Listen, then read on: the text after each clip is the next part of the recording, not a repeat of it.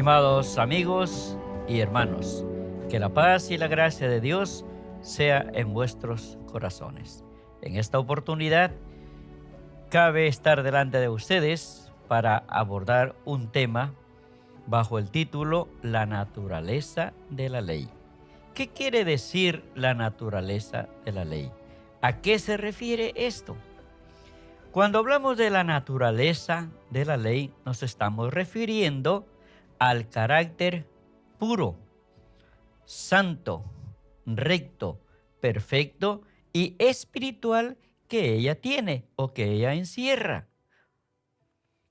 Pero a la vez, lo que esta misma ley exige de cada uno de nosotros como hijos de Dios. El apóstol Pablo, cuando escribe a los romanos, en el capítulo 7 y el versículo 14, nos dice así: porque sabemos que la ley es espiritual. Qué importante. La ley de Dios, mis queridos amigos y hermanos, es de carácter espiritual. Por lo tanto, la ley revela los atributos del carácter de Dios. Sí, no olvide esto. La ley revela los atributos del carácter de Dios. Entonces podríamos decir que la ley muestra la justicia de Dios. La ley revela la pureza de Dios. La ley revela la santidad de Dios. La ley revela la perfección de Dios, la rectitud de Dios. No olvidemos. En otras palabras, podemos decir que la ley de Dios nos muestra 4 cosas importantes. Nos revela, punto número 1, la santidad, la pureza, la perfección, la justicia y la rectitud de Dios. Y nos muestra también a un Dios que es espíritu. Entonces, cuando nosotros nos damos cuenta lo que es la ley de Dios, estos rasgos característicos que ella representa, entonces vamos a entender mejor cuán grande, cuán santo, cuán puro, cuán recto, perfecto y justo es nuestro Dios. Punto número 2. La ley nos revela o nos muestra nuestros pecados. Por eso decimos que la ley de Dios es el espejo espiritual. Y de esto da testimonio Pablo en su experiencia. Y dice, y yo no hubiera conocido que la codicia es malo si la ley no me hubiera dicho, no codiciarás. Interesante, se da cuenta. Entonces, cuando ahora nosotros nos confrontamos con la ley de Dios en cada uno de sus puntos que ella tiene, ¿qué va a suceder? Entonces, que nos vamos a ver que somos pecadores. Por eso, en otra parte, Pablo dice, la ley sirve para mostrar nuestros pecados. Y cuando ahora nos damos cuenta que somos pecadores, punto 3, surge la necesidad de ¿qué? De un Salvador. Sí. ¿Por qué? Porque sencillamente lo que la ley pide, santidad, pureza, perfección, justicia, rectitud, nosotros los seres humanos como pecadores no tenemos absolutamente nada que darle a ella. Todo lo contrario. Y al no tener nada que darle, entonces la ley de Dios dice, tienes que morir. ¿Cómo así? Porque el apóstol Juan dice, transgredir un mandamiento de la ley de Dios, tan solo uno, es pecado. Y Pablo en Romanos 6:23 dice, porque la paga del pecado es muerte. Entonces, al no poder nosotros cumplir con todos los requerimientos y demandas de la ley de Dios, estamos destinados, Señor, a morir, irremisiblemente a morir. Pero he ahí cuando surge la otra necesidad, y es la de un Salvador, de un Cristo, que Él sí cumplió con todas las demandas, con todos los requerimientos de esa ley. santa, pura. Todo eso lo cumplió el Señor Jesús. Y no solamente eso, sino la otra parte que dice, la paga del pecado es muerte. Y Cristo murió, no porque era pecador, no. No porque era desobediente, tampoco, mucho menos, sino Él murió en lugar de nosotros, los pecadores, los transgresores.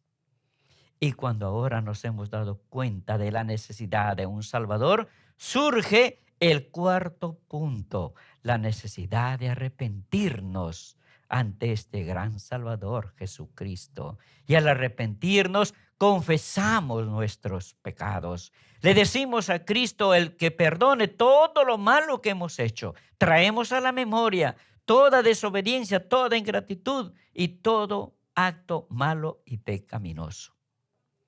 Entonces, queridos amigos y hermanos, cuando nosotros entendemos estas cosas y nos colocamos dentro de esos parámetros, vamos a entender esto, que primero tenemos que unirnos a Cristo Jesús y como resultado, ahora nos uniremos a su querida y amada iglesia.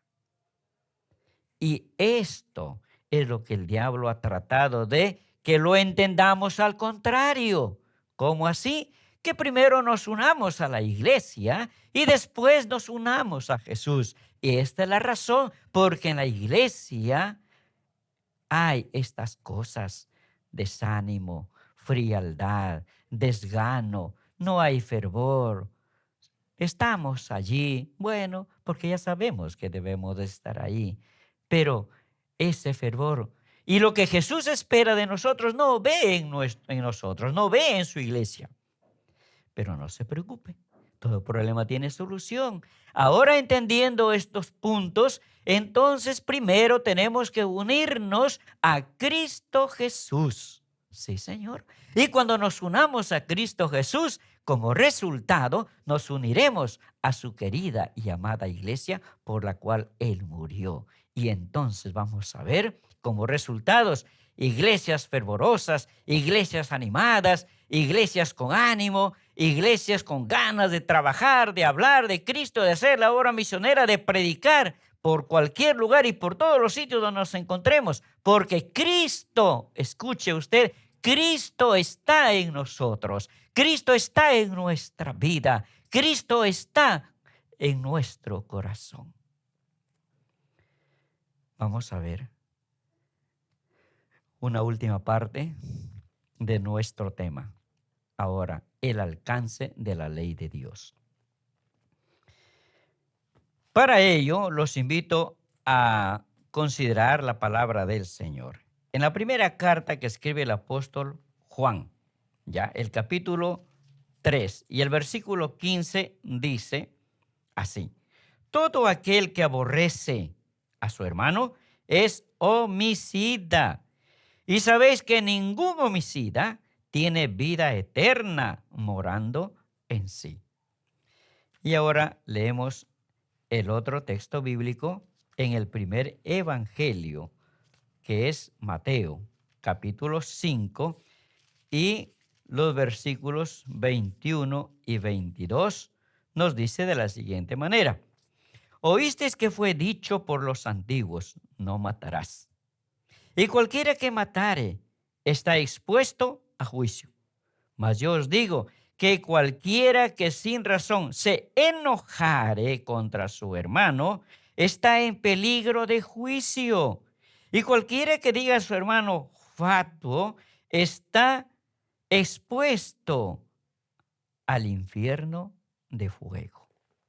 Ahora bien, uniendo estos dos pensamientos de la palabra de Dios, podemos decir que el alcance de la ley de Dios es múltiple. ¿Por qué? Porque abarca tanto lo interno como lo externo de la persona. Sí, la ley de Dios juzga actos visibles como invisibles. La ley de Dios abarca, alcanza todas las cosas que se cometen pero que no se ven como las que se ven. Por ejemplo, La envidia, la envidia no se ve, se da cuenta.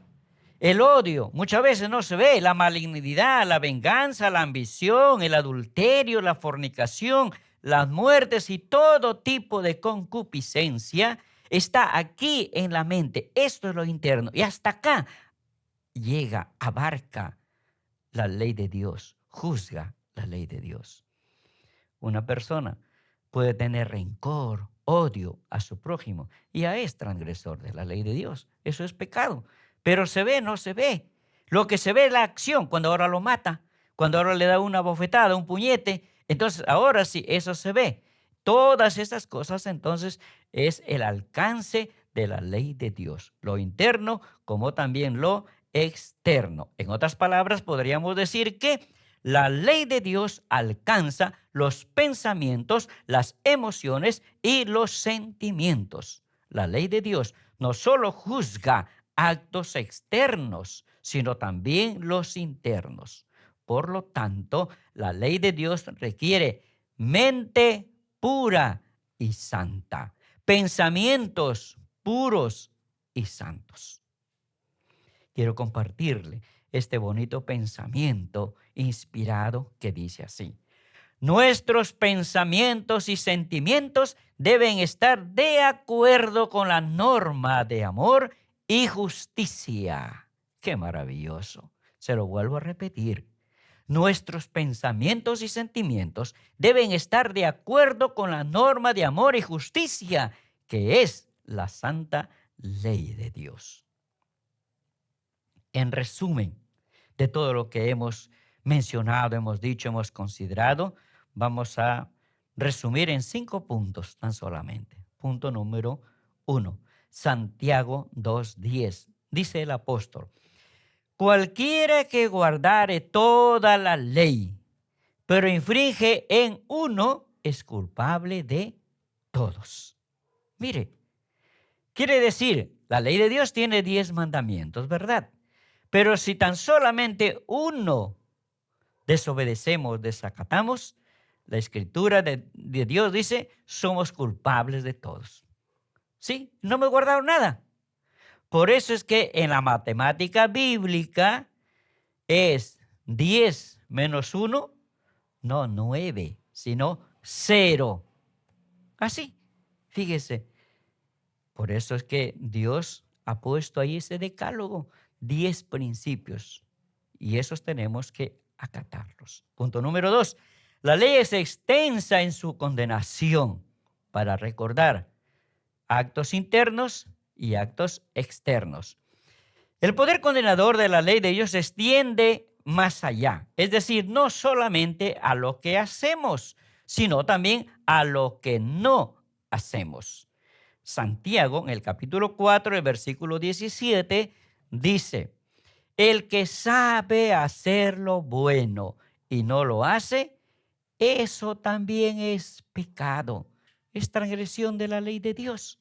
Ahora, quiero leer lo que dice la palabra del Señor en el Antiguo Testamento. Vamos a ver en el libro de Miqueas, ¿ya? Capítulo 2, dice el versículo 1. Ay de los que piensan, mire usted, ay de los que piensan iniquidad y de los que fabrican el mal en sus camas. Cuando viene la mañana, lo ponen en obra. Ahí está el doble alcance, interno y externo. Interno los pensamientos, externo las acciones. En Lucas capítulo 12, ¿ya? Vamos a ver el tercer evangelio del Nuevo Testamento. Lucas, capítulo 12 y el versículo 2 y 3 dice: porque nada hay encubierto que no haya de ser revelado, ni oculto que no haya de saberse. Por tanto, lo que dijisteis en las tinieblas, a la luz será oído, y lo que hablasteis al oído en las alcobas será pregonado en las azoteas. Ahora bien, mi querido amigo y hermano, confrontándonos con la ley de Dios. Y de acuerdo a los parámetros que hemos visto, ¿estamos a la altura de ella? Yo seguro que no, ¿verdad? En algo le estamos faltando, ya sea en lo interno o en lo externo, ya sea en los pensamientos, en las ideas, no en los deseos. Algo estamos nosotros desobedeciendo la ley de Dios. Frente a este problema, ¿qué hacer entonces? ¿A dónde recurrir? La única solución está, mi amigo y hermano, en Cristo Jesús, porque Él sí cumplió con todos los requerimientos de la ley de Dios. Y como Dios hecho hombre, nos entiende nuestras debilidades, nos comprende nuestras situaciones, y Él está listo y dispuesto para ayudarnos, para socorrernos. Él está con sus brazos extendidos y nos dice: venid a mí, todos los que estáis trabajados y cargados, y yo os haré descansar. Amigo y hermano, si tú eres consciente que le estás faltando a la ley de Dios, ven al Señor Jesús. Si tú eres consciente que en algún pensamiento, algún deseo malo, estás transgrediendo la ley de Dios, ven al Señor Jesús. No tardes, no demores. Jesús está presto para ayudarte, para bendecirte, para perdonarte, para santificarte, para justificarte y un día para glorificarte. Que Dios te bendiga y Dios bendiga a todos los que nos encontramos acá y en su gracia nos ayude a estar de lado cada día más cerca de Jesús. Amén.